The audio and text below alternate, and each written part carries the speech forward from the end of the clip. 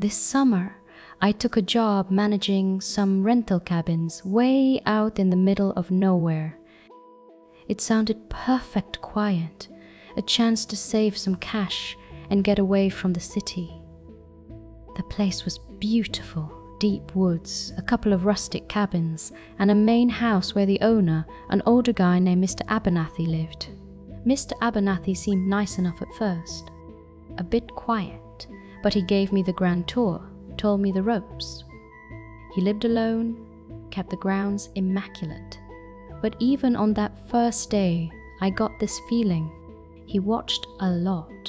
Not in a helpful way, more like he was taking inventory. A few days in, things started to feel off.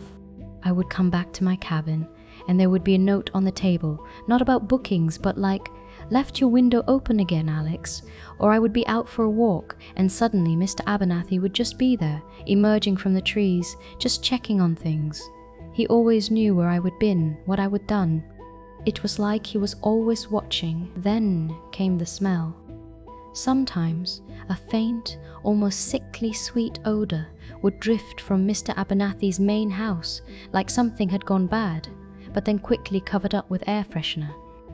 And one morning I found my backpack, which I swore I would left by the door, neatly placed on my bed. My stomach just dropped. That is when I knew this was not just an old man being observant.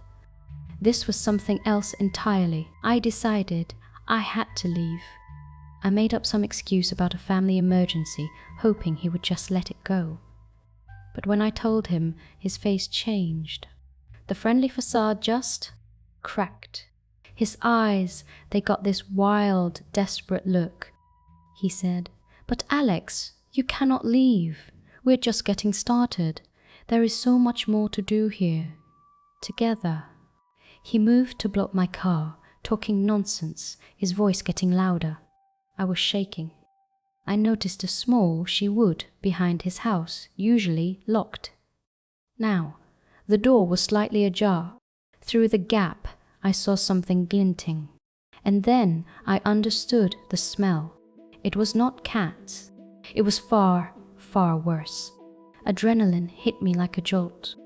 I floored it, swerving around him, barely missing his truck, and did not look back. I drove until I hit cell service and called the police. They found him, and what they found in that she-wood, they did not tell me everything, but I heard enough. Old tools, soil, and things that should not be found in a she-wood. They found other things too, in and around his property. Personal items belonging to previous seasonal workers who had simply vanished over the years. It turns out Mr. Abernathy had a history, quiet arrests, charges dropped, always moving. He was always looking for his next project.